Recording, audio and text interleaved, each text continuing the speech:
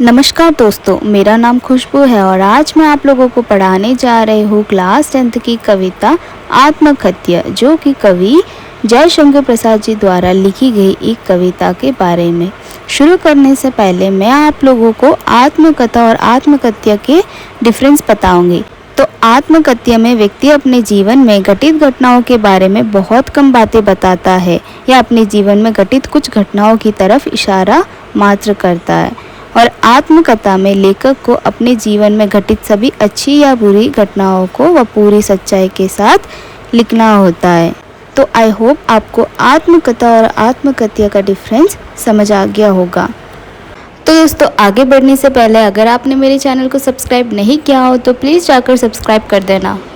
तो पहले वाले काव्यांश में कवि कहते हैं कि जब उन्हें आत्मकथा लिखने का प्रस्ताव मिला यानी मौका मिला, तब अतीत में घटित सभी घटनाएं एक एक करके उनकी आंखों के सामने आने लगती है, और जिस तरह से एक बौरा यानी बी फूलों के आसपास गुंजर करते हुए मंडराता फिरता है, ठीक उसी प्रकार आज कवि मन रूपी भंवरा की अतीत की यादों को आसपास गुनगुनाकर यानी गुंजर करते हुए ना जाने अपनी कौन सी कहानी कहना चाह रहे हो। कवि आगे कहते हैं कि उनका जीवन रूपी वृक्ष जो कभी सुख व आनंद रूपी पत्तियों से हरा भरा था, अब वो सब पत्तियां मुरझकर एक एक करके गिर रही है, क्योंकि आज कवि के जीवन की परिस्थितियां बदल चुकी है। उनके जीवन में सुख की जगह दुख और निराश ने ले ली है, और कवि इस वक्त अपने जीवन रूपी वृक्ष में पतझड़ का सामना कर रहे हैं यानी दुखों का सामना कर रहे हैं। और दूसरे पंक्तियों में कवि कहते हैं कि हिंदी साहित्य रूपी इस गंभीर आकाश में ना जाने कितने ही लेखकों यानी ऑथर्स के जीवन का इतिहास यानी हिस्ट्री उनकी आत्मकथा के रूप में मौजूद है, और अब लोग इन महान लेखकों की आत्मकथा को पढ़कर उनकी कमियों का मजाक बनाते हैं। यहाँ तक कि लिखने वाले लोग भी एक दूसरे का मजाक उड़ाते हैं और अपना भी मजाक उड़वाते हैं। और तीसरे काव्यांश में कवि कहते हैं कि इस कड़वी सत्यों को जानते हुए भी एक प्रत्येक व्यक्ति एक दूसरे की दुर्बलता या कमजोरियों का मजाक बनाने में लगे हैं, और तब भी तुम मुझसे कह रहे हो कि मैं अपनी दुर्बलता या कमजोरियां यानी दुखों से भरी हुई अपनी जीवन की कथा लिखूं, जो मेरे साथ बीता है उस सब के बारे में लिखकर लोगों को दिखाऊं और फिर अपना मजाक उड़वाओ। फिर कवि अपने दोस्तों से पूछते हैं कि अच्छा तुम बताओ, तुम यह सब सुनकर या पढ़कर सच में सुख मिलेगा कि मेरा जीवन रूपी घड़ा एकदम खाली है, अब उसमें कोई भी खुशी या आनंद रूपी रस नहीं है। और कवि आगे वाले पंक्तियों में कहते हैं कि अगर मैंने अपनी आत्मकथा में कुछ ऐसा लिख दिया है जिसे पढ़कर तुम कहीं ऐसा ना समझो कि मेरे जीवन रूपी गागर यानी घड़े में जो सुख खुशियाँ और आनंद रूपी रस थे वो सभी तुमने ही खाली किए हैं, और उन सभी रसों को मेरे जीवन रूपी घड़े से लेकर तुमने अपने जीवन रूपी घड़े में भर दिया हो और मेरे जीवन दुखों से भर दिए हो।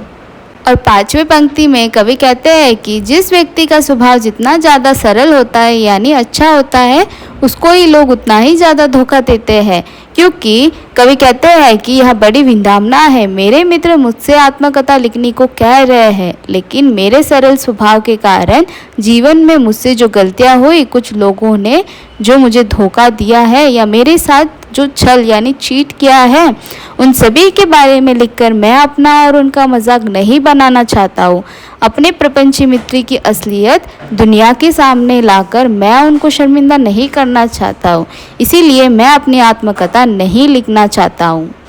उपयुक्त पंक्तियों में कवि अपनी पत्नी के साथ बिताए गए मधुर पलों का जिक्र कर रहे हैं। दरअसल कवि की पत्नी की मृत्यु युवावस्था में ही हो गई थी। अपनी पत्नी के साथ बिताए मधुर पलों की स्मृतियां यानी मेमोरीज ही अब कवि के जीवन में जीने का एकमात्र सहारा है, इसीलिए वो अपनी पत्नी के साथ बिताए गए उन मधुर पलों को अपनी उज्जवल गाथा के रूप में देखते हैं और उन्हें किसी के साथ बांटना नहीं चाहते। कवि आगे कहते हैं कि चांदनी रातों में मैं अपनी प्रेयसी यानी पत्नी के साथ एकांत में खिलखिलाकर हंसते हुए उससे प्यार भरी मीठी बातें करते हुए जो समय बिताया था, वही मधुर स्मृतियां ही तो अब मेरे जीवन के जीने का एकमात्र सहारा है। उन आनंद भरे पलों की बातों को मैं दूसरों के साथ बांटना नहीं चाहता हूँ। और इस काव्यांश में कवि कहते हैं कि वह सुख जिसका मैं सपना देख रहा था और उस सपने को देखते देखते अचानक मेरी आँख खुल गई। तब मुझे पता चला कि वास्तव में यानी सच में जिस सुख की कल्पना कर रहा था वह सुख मेरी बाहों में आते आते अचानक मुझे धोखा देकर भाग गया। अर्थात कवि ने अपनी पत्नी के साथ सुखपूर्वक जीवन जीने की जो कल्पना की थी वह उनकी मृत्यु के साथ ही खत्म हो गई, यानी उनका सारा जीवन दुखों से भर गया। और आगे वाले पंक्तियों में कवि अपनी पत्नी की सुंदरता का बाकन कर रहे हैं। कवि कहते हैं कि भोर के समय यानी सुबह के समय उनकी प्रियासी के लाल गाल ऐसे प्रतीत होते हैं मानो उसके लाल गालों की मतवाली सुंदर छाया में प्रेम भरी भोर यानी सूर्यदेव का समय भी अपने सुहाग की मधुरिमा यानी मिठास प्राप्त करती है। कवि आगे कहते हैं कि अब तो वो जीवन रूपी रास्ते में एक थके हुए यात्री की भांति है और वो अपने दुख भरे जीवन को उन्हीं की यादों के सहारे जीने का प्रयास कर रहे हैं।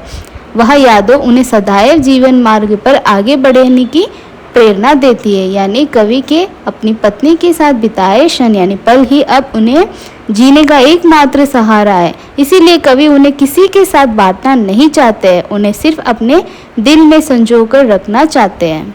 इन पंक्तियों में कवि पूछ रहे हैं कि मेरे अंतर्मन रूपी की सिलाई को उधेड़ कर यानी खोल कर उसके भीतर तुम क्या देखना चाहते हो, क्योंकि वहाँ तो कवि ने सिर्फ अपनी मधुर पुरानी यादों को संजो कर रखा था। कवि आगे कहते हैं कि मेरे जीवन बहुत छोटा सा है, उसकी बड़ी बड़ी कहानियाँ मैं कैसे लिखूं, अर्थात मेरे जीवन की कहानी जानकर तुम क्या करोगे, क्योंकि इस छोटे से जीवन में मैंने अभी तक सुनाने लायक कोई बड़ी उपलब्धि यानी अचीवमेंट हासिल नहीं की है जो मैं तुम्हें सुना सकूं।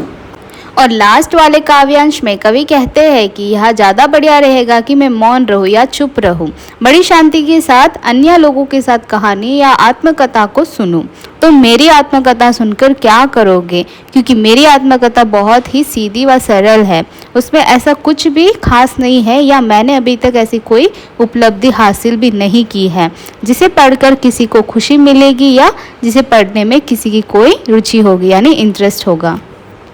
कवि यहाँ पर एक तर्क देते हैं यानी सुझाव देते हुए कहते हैं कि वैसे भी अभी सही समय नहीं है अपने दुख भरे क्षणों को याद करने का, क्योंकि अभी वो सभी सोए हुए हैं। कवि अपने दुखद क्षणों को भूलना चाहते हैं और इस समय वो अपने दुखद अतीत को कुछ समय के लिए भूले हैं, इसीलिए वो वापस अपने दुखों को या अतीत को खोद कर फिर से दुखी नहीं होना चाहते हैं। इसीलिए कवि कहते हैं कि उन दुख भरे पलों को जिन्हें वो भूल चुके हैं उन्हें फिर से याद करने के लिए मत कहो, क्योंकि उनको याद करने से उनका मन फिर से हलचल होने लगेगा और फिर से वो दुखी हो जाएंगे। इसीलिए कवि कहते हैं कि उन्हें आत्मकथा लिखने के लिए मत कहो। तो दोस्तों आई होप आपको ये कविता पसंद आई होगी। तो चलिए मिलते हैं आगे वाले वीडियो में, तब तक के लिए खुश रहे, स्वस्थ रहे।